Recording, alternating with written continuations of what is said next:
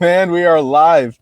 It's a little early, I know, but I'm jumping on right now. Folks, what's up? It's Malcolm Whitfield here for another episode of Comic Creators TV, brought to you live from Pop Rock in Rochester, New York, 337 East Ave.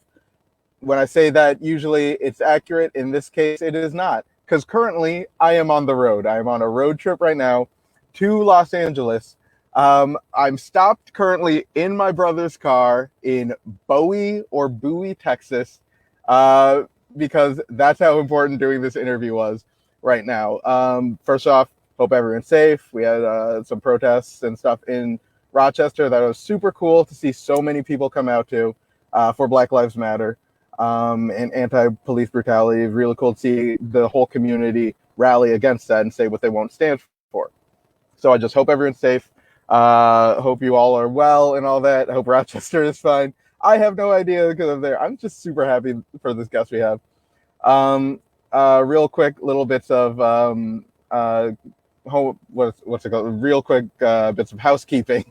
Pop Rock right now, it's New Comic Book Day. We just got a whole new shipment of really cool books going. We just also something I'm excited about. We have a Punisher War Machine Funko Pop in. If you want one of those, they're in limited supply. When I say go get them, I mean like right now. Last week we got the Endgame Iron Man in, and they were all gone in one day. Hi, Ulysses. So anyway, let's get to what we're all here for. So a few years ago, had the fortune to check out this great comic book called Black, which we'll talk about, but essentially is a world like X-Men, except the only people with superpowers are Black people. And we see how they deal with the injustice and corruption and brutality in their world. And the creator of that is this fantastic artist and writer. He's incredible. He has a new book out right now called Ignited. You can check that out. Will you please welcome Kwanza Osajyefo? Kwanza is here. Hey, how are you doing, man? How's it going, man? Not bad. I briefed you earlier. I've had a second to take a breath since we've been just driving around looking for a place with an outlet just so I could plug in my computer for this. I was outside of a Walmart just charging it, trying to look like just as non-threatening as I can, because I'm in the dead center of Texas. But it's cool. Thank you for doing this. It was kind of short notice, but thank you for. Oh, it's all good. Thank you for having me on.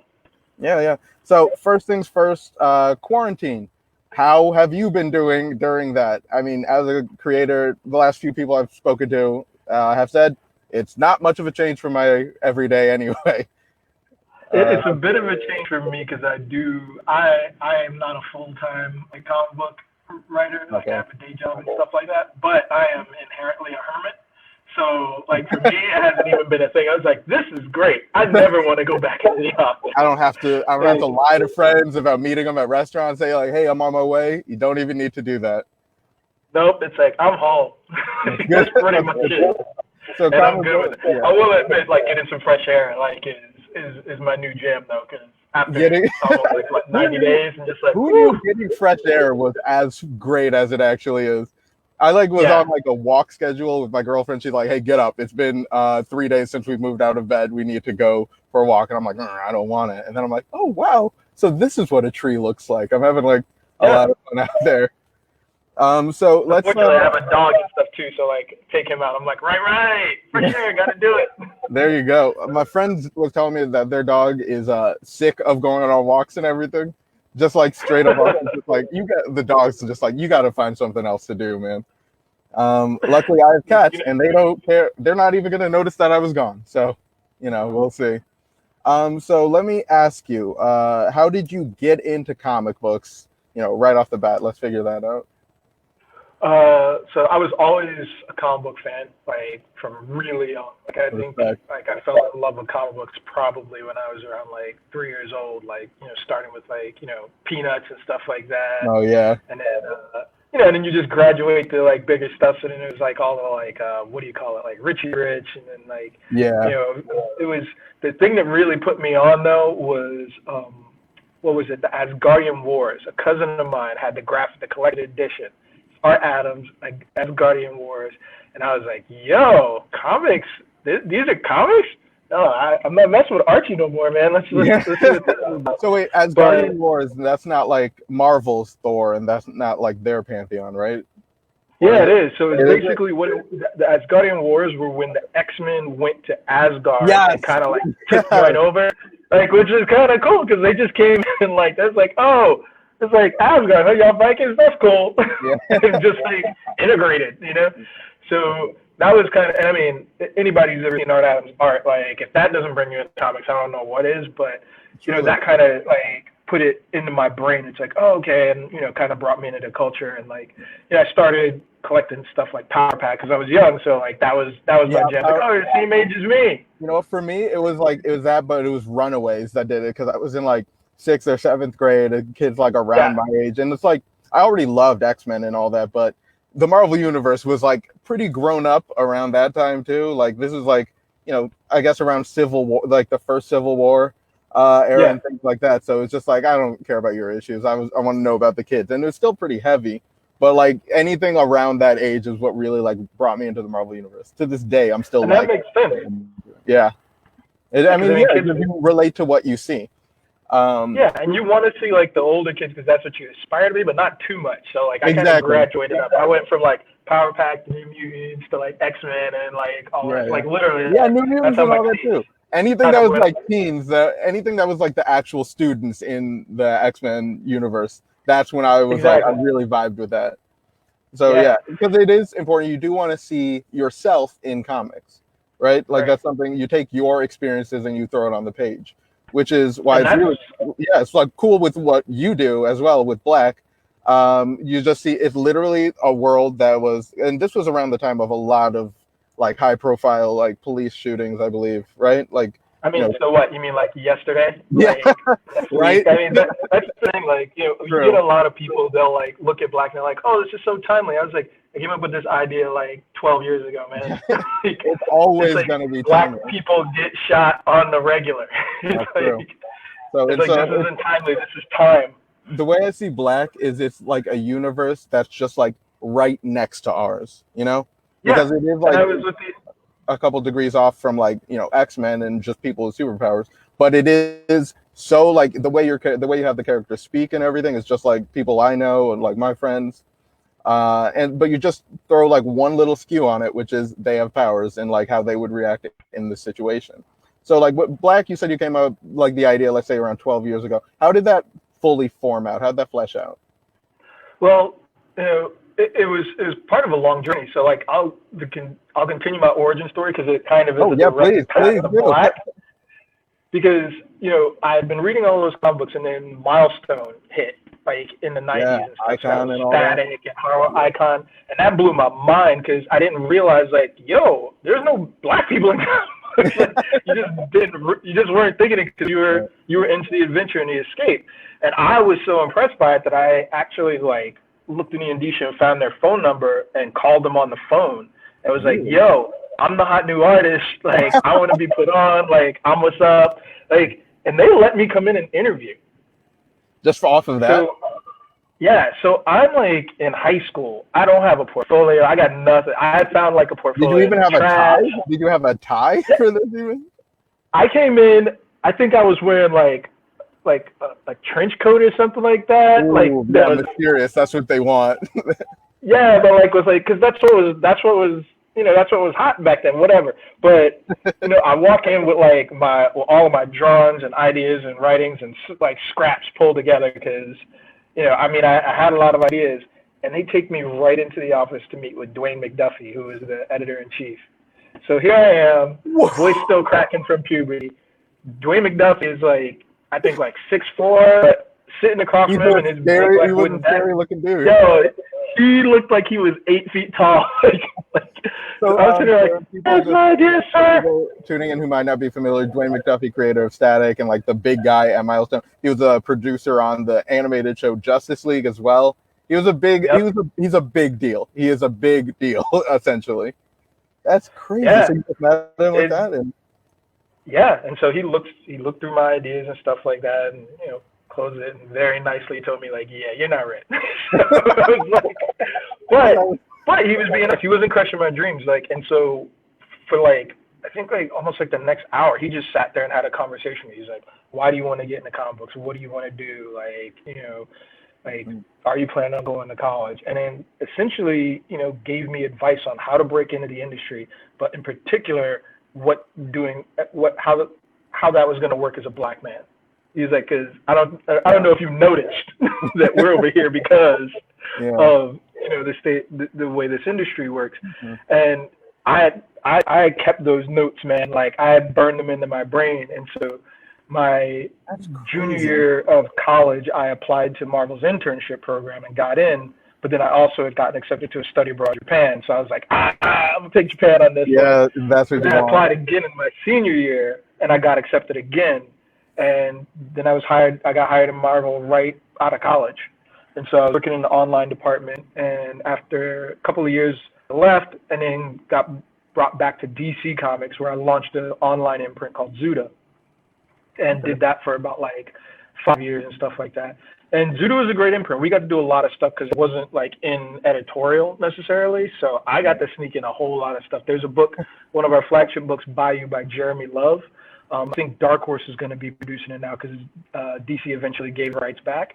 But I slid in a lot of black, queer, like awesome, because nobody could stop me. So I was just like, I'm gonna just put in like all of this stuff. Nobody can stop you, and it's not anything anyone else sees right now. So you're just like, yeah, why not put it all right there? It's all still part of the world, And so that was kind of like my like launch pad. And the thing like became very apparent to me is that, between Marvel and DC, like that was like 10 years of a career, like with interruptions working at other places.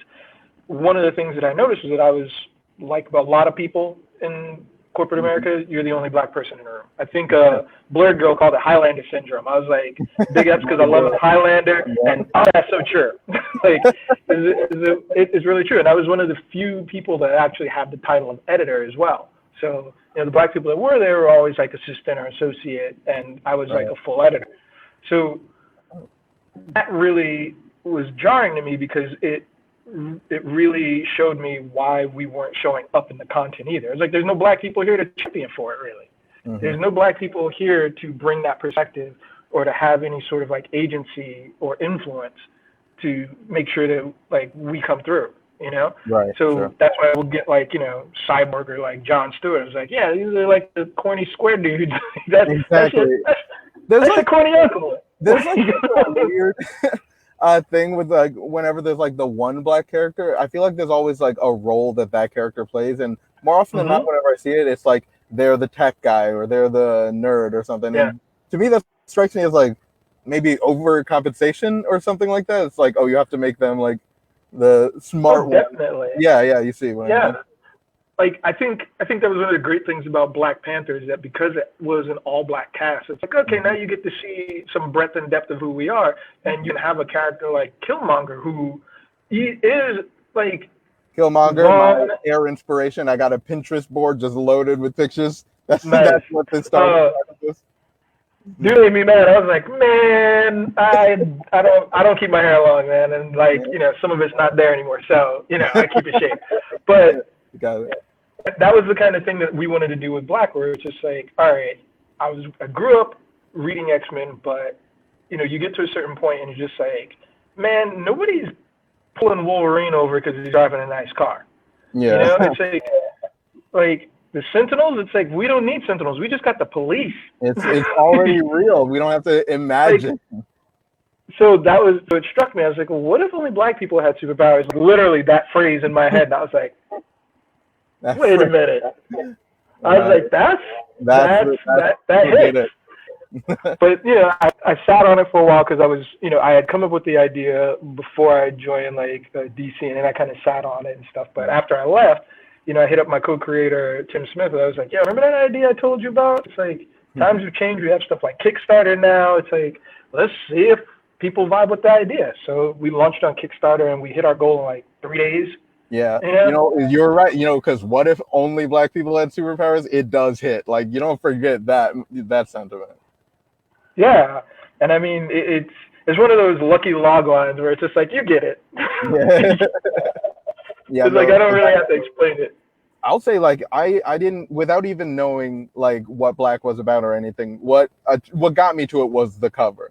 It was immediately that hands up, don't shoot, guns pointed. That was and it was like the perfect time because like I was like kind of, I was, I've always been Black. Spoiler alert. But like I was now socially conscious and I'm like angry in 2016. So I'm like that hit. It was a perfect storm for me to check that out, me to tell everyone about it because it vibed with what we were seeing on social media and on TV and in the world right now. And that's the thing of it, like the majority of the team is Black. So Kari Randolph is the artist who came up with that cover. We sat down and we were talking about it. And originally when, Kari came on, I was like expecting, if you don't know Kari's work, like Excellence is fantastic as well. Check that out. And he has a distinct style, but when he came onto this book, he really felt the need to do something different and really impactful. And, when he kind of told me, he's like, all right, man, he's like, I'm going to do something for this. He's like, just think Banksy. And the minute he said that, I was like, all right, you got it. Like, let's see what he brings. Yeah. And then he comes back with the cover and it's just like, it's one of those times where it's like, you see something and like you physically, you're just like, that's true. And that set the tone for all of the rest of the covers. So it's like that became the theme, and like we just kind of ran with it back and forth on all of the subsequent covers. It does. You have like I had a real reaction, especially I'll call it the strange fruit one. They had everyone hanging. Oof. And here's the thing: it's a superhero book, and you don't need these covers to say a single thing about having superpowers in it. That's not the hook to it. The hook is the parallels to right now, and I think those covers definitely did a great job of illustrating that.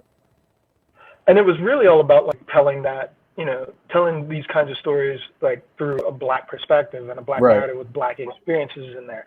So it's like the catalyst for the protagonist in the story, Kareem, he gets shot and killed by the police, and then he comes back to life, finds out he has superpowers. It's like that is an unfortunate part of the Black experience in America. It's like that isn't just like completely plausible. Yeah, and it's like it's not all about oh no, I was feeling my feels at 13 and then all of a sudden I grew beautiful wings. It's like, yeah, Angel, life's tough. So it is that kind of thing where it's like, in order to tell a story like that, you had to tether it in those realities. Yeah, exactly. That's what makes it visceral and real.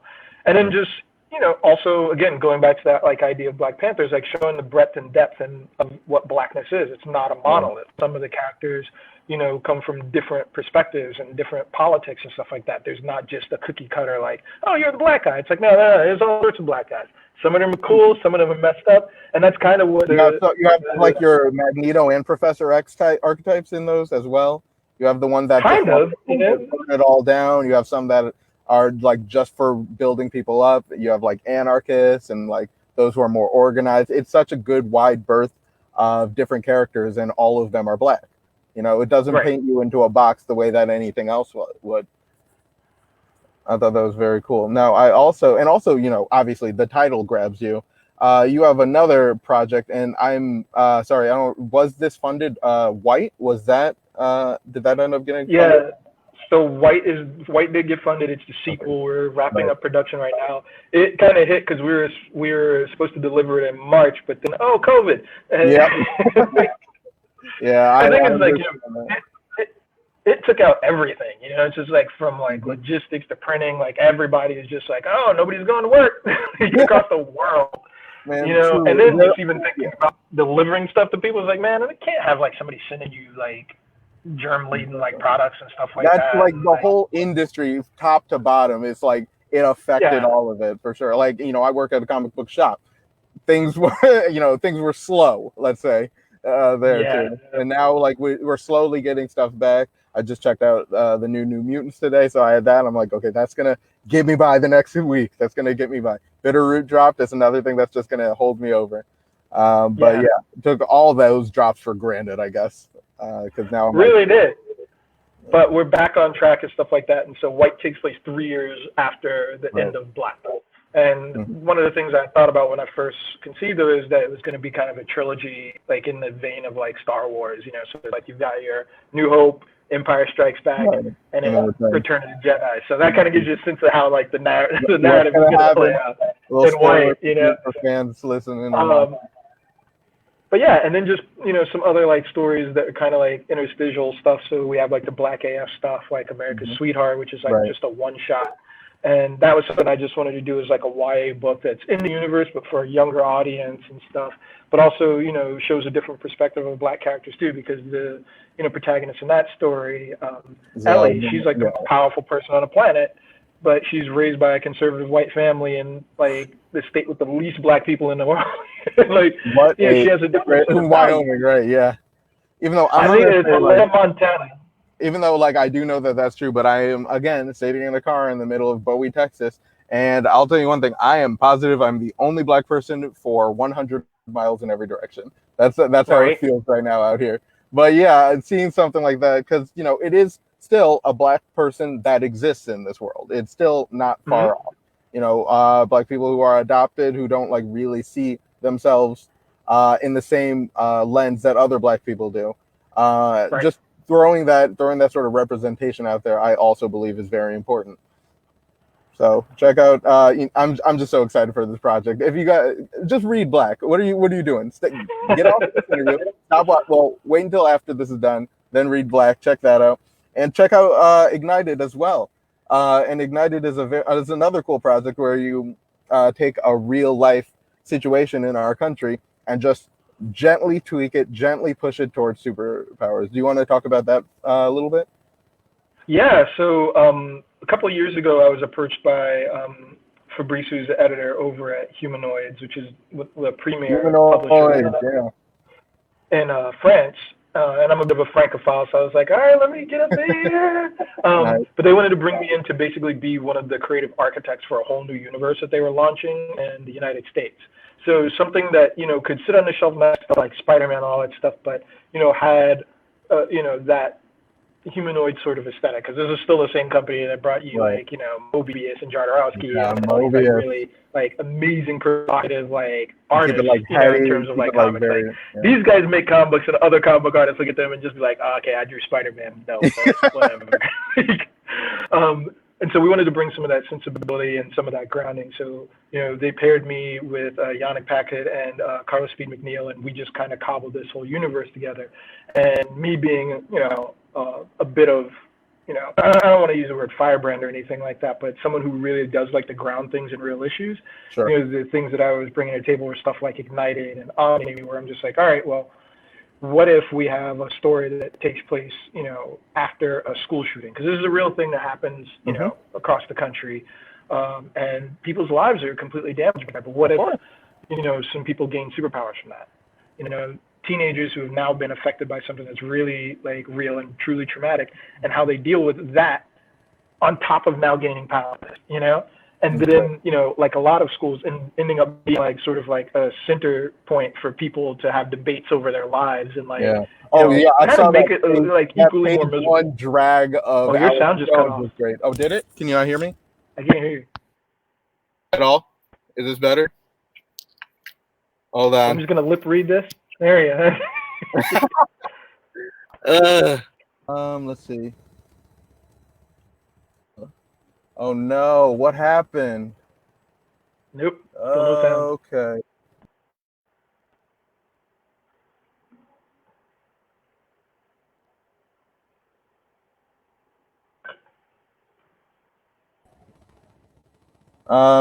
Can you hear me? Can you hear me at all? Is that better? I can hear you now. Yep. Okay. Man, I'm sorry, you guys. I'm sorry about that. I forgot even the point I was going to make. Oh yeah, I was just going to highlight that incredible Alex Jones drag right at the beginning of that book of Ignited. Over that Sandy Hook debate. I enjoyed that. I very much enjoyed that.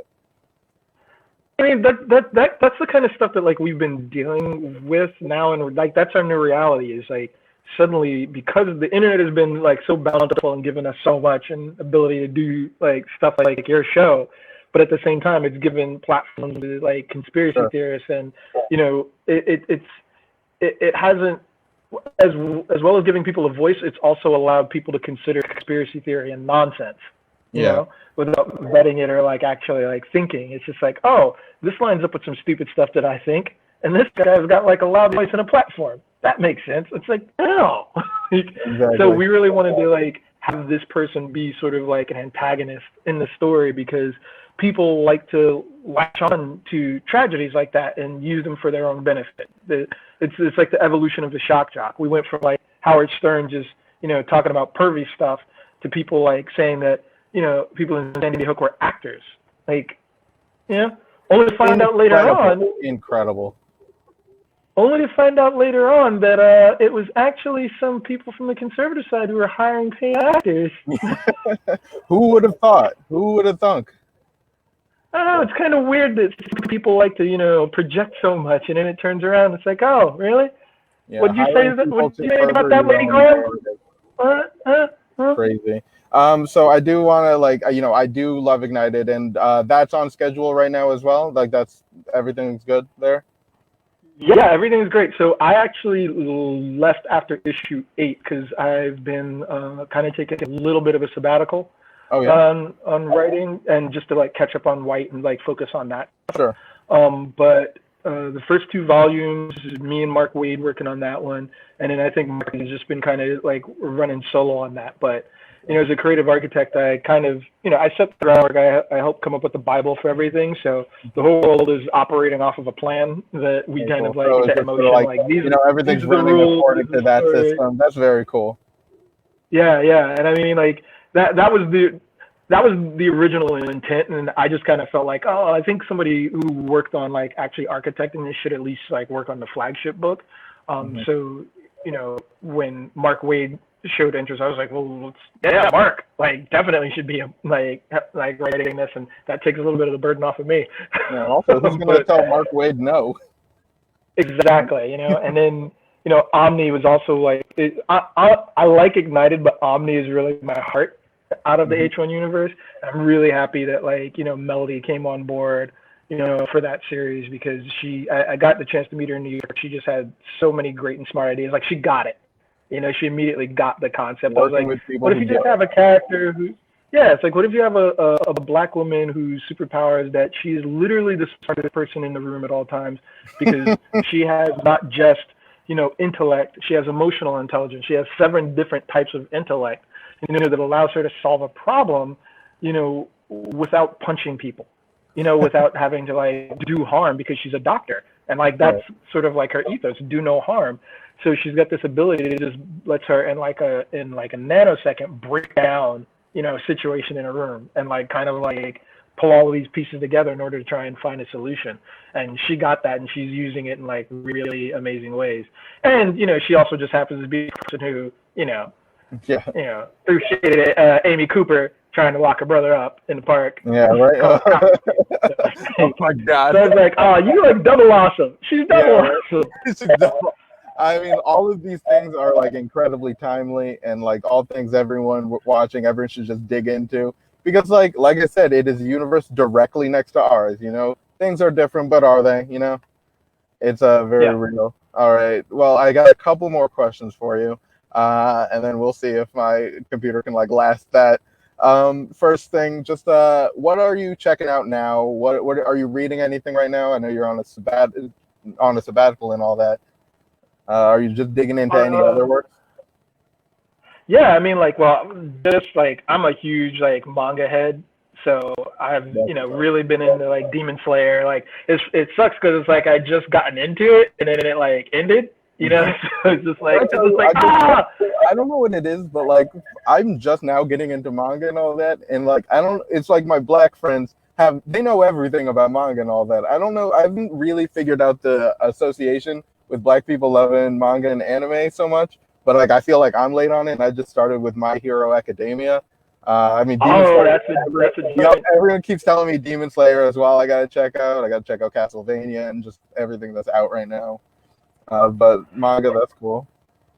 Well, the good thing is coming in late to stuff means that like you get to have that experience. For sure. I can just sit and again, right there. I like do that. I'm rereading Naruto right now just because I'm like I just want to go through like these like particular parts. So it's a feel good. That's classic. Are you anything else in the realm of nerdiness? Talking like Star Wars or Dungeons and Dragons. People who watch the show know that I'm just obsessed with D&D right now, and Star Trek. Just anything outside of the world of like comics or reading. Oh yeah, I just started getting into The Expanse. Like I'm a big sci-fi nerd, Oh so yeah. like even when I originally talked to people about Black, like I was like, Black's a sci-fi book.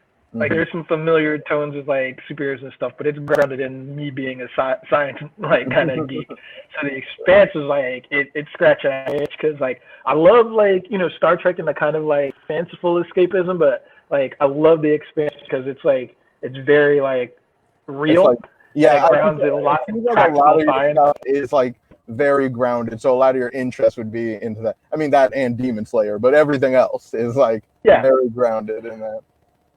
That's right, but I cool. mean, I like to sink my teeth into that kind of stuff. So that's something like I've really been Mm. into. I just finished watching this series on Netflix called like Man Like Mobeen. It's like one of those UK shows and stuff like that. It's this comedian. I forgot his like real name, but it's just like this Muslim brother out there trying to help raise his sister and stuff like that. So Oh, it's kind of a comedy, but it isn't. And like some of the stuff that happens in it, like had me like it's I a was like, little this is the dark. first time I've watched a comedy that kind of had me shook. Like, what? I didn't see that Ooh, coming. like So Jordan Peele. It's like a Jordan Peele joint. it breaks some grounds for like the comedy because there's like some Mhm. real genuine like laughter in it and stuff like that. But because it's all about like this these Muslim guys and black kids like growing up in a poor neighborhood in the UK, it doesn't shy away from like what that life is like. Like that's the Right. backdrop for all of it, And so the things that like happen in that community happen in this story, and you get to laugh about it a little bit, but he keeps Yeah. it real. So I was just like, wow, that's a good comedy. I So mean, like even in like real life and all that, even in like a dark, heavy story, you're still gonna have some laughs in your life. Like there's still gonna be like yeah, some light to like cut through some of the darkness.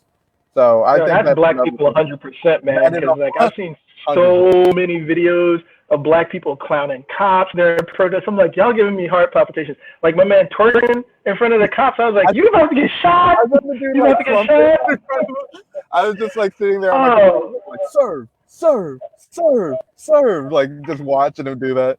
Oh man! oh. All right. So I only got a couple more questions. Well, actually, oh man, we burned through all these. All right, one more question for you. Do you have any like advice for anyone trying to like break into the industry right now? Anywhere where they can start? Do you recommend doing what you did and just calling up, just like Jim Lee, and just being like, listen, I got the next big thing? Like, I don't know if it works like that now. Considering the state of the comic book industry right now, I don't know. But I will say this, like drastically. So like when I hear people now say break into the industry, I'm like, break into what, man? It's like, right? A lot of people who have like blown up haven't even touched the industry. Like my man, like Nicholas Draper, Ivy and stuff like that. Dude did the cover for the Black Panther album and stuff like that. He's a beast. Like Right. he's just one of the best artists out there. So it's like, if you want to break into the industry, just show everybody your work, tell stories. Like if you want to put out a book, like do crowdfunding or stuff like that, or do It web seems like comics or everyone whatever I it is to interview, get it out there. everyone has been saying the exact same thing. Just do it. Just like put Yeah, it out there and do it. because you can build an audience now. It's like you don't necessarily need to go through any sort of like gatekeepers or anything like that. But if you want to go and like, write Miles Morales, stuff like that, go for it. Shoot your shot. Very cool. That's I mean, great. That's a great thing to know, that you can just build your own audience, and then something will come from that. But if you want to obviously just keep kind of new like X-Men stories, I mean, I'm still gonna sit here and read them. I would love it. Oh man, So come the on. House of X, House of Powers of X, X. dog, That I'm was like, loving it, all of it. I tell every single person, and like my brother and I used to be way into that. Every time I talk to him, I'm just like, you check out House of X yet? Every time, because I have nothing to say to him until he reads it. I don't even call it X-Men. I call it Flex-Men. I was like, because Flexman just right the now, first jeez. 2 issues, I was like, yo, I'm so it's happy like to give it back. Xavier flexed on the world. Magneto came in for the like layup. I was like, what? Absolutely. Even in Apocalypse out of nowhere too. Like, Yeah. what?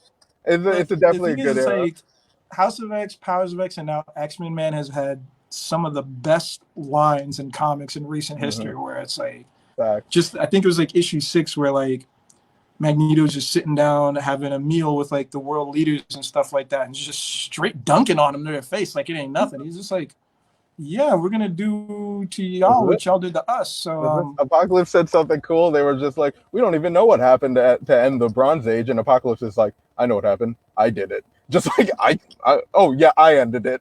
With the ice coldness. Ice cold.